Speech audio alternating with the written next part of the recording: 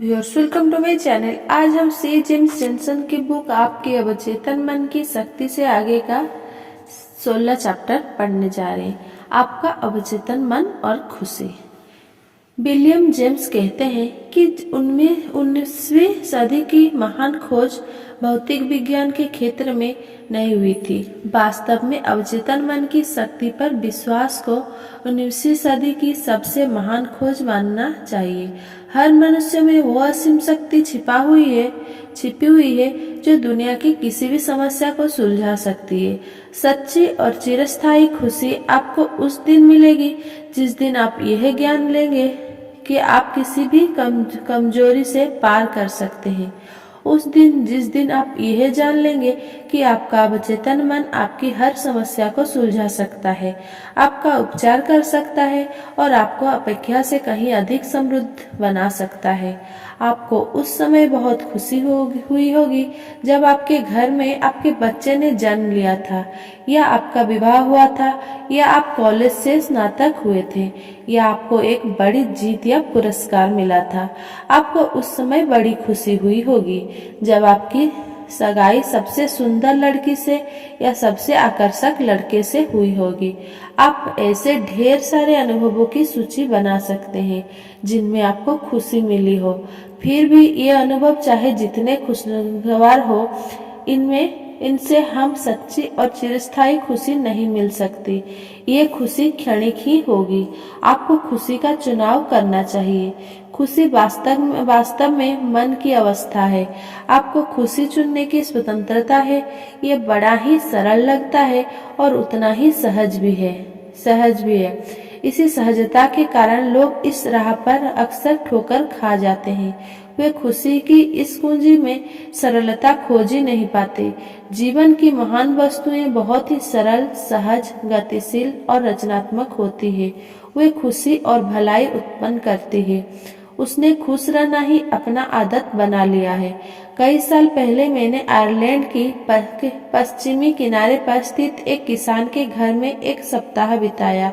वो हमेशा गुनगुनाता, सीटी बजाता और हंसता मुस्कुराता दिखाई देता था।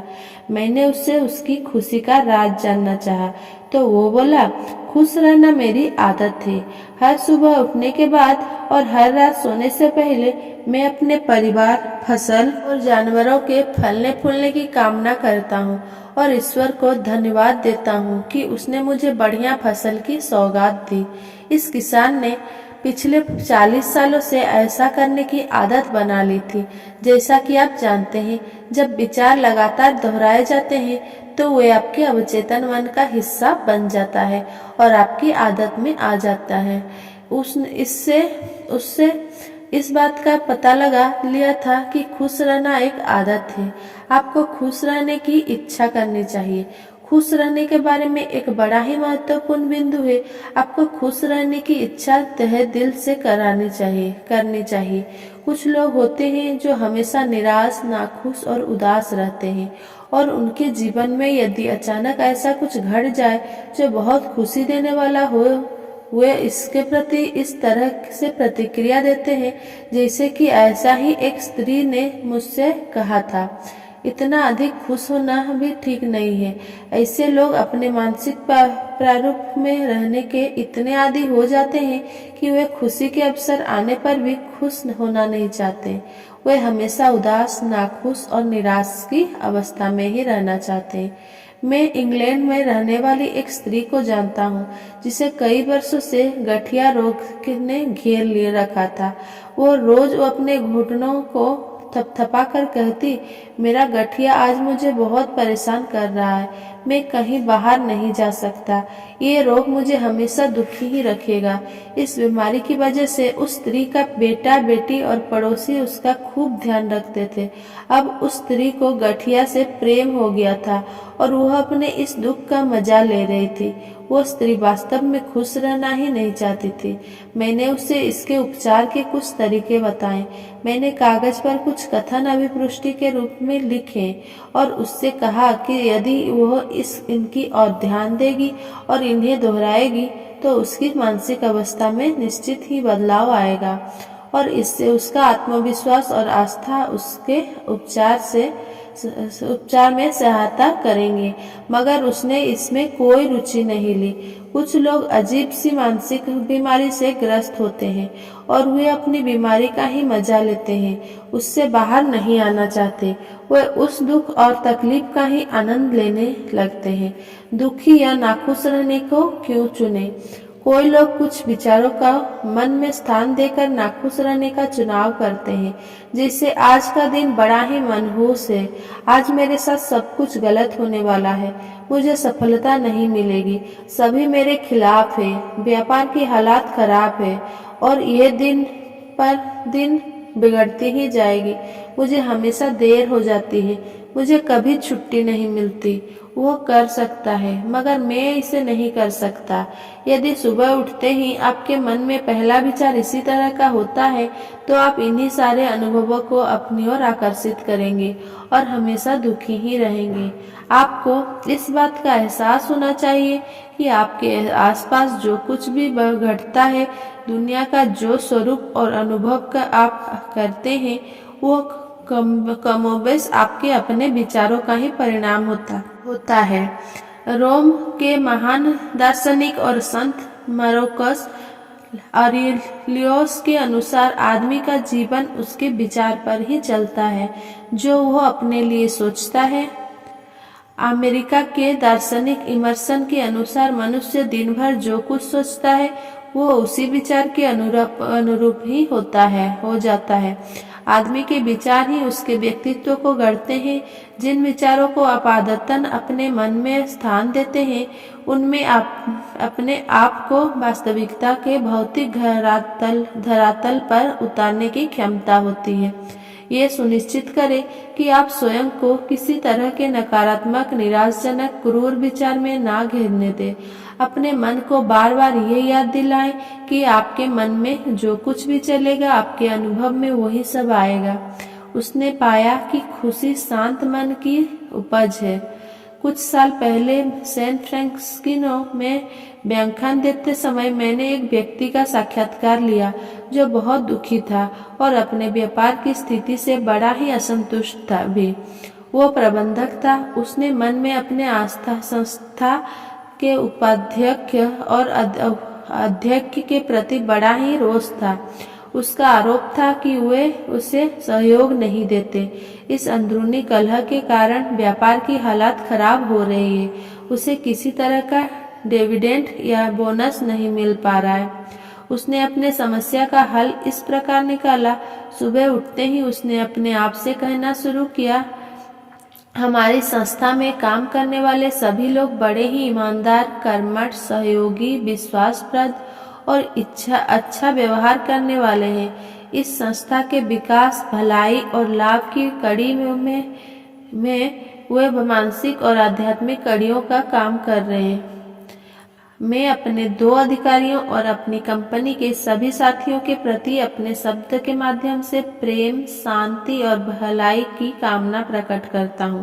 कंपनी के अध्यक्ष और उपाध्यक्ष के हर काम को ईश्वरीय शक्ति का साथ मिल रहा है और उसी प्रेरणा से काम कर रहे हैं। मेरे अवचेतन मन की असीमित शक्ति मेरे हर निर्णय को निर्देशित करेगी। हमारे आंतरिक रिश्ते में और व्यापारिक मामलों में लिए गए सारे निर्णय सही साबित होंगे। मैं अपने दफ्तर के सभी लोगों के लिए शांति, प्रेम और भलाई का संदेश भेजता हूँ।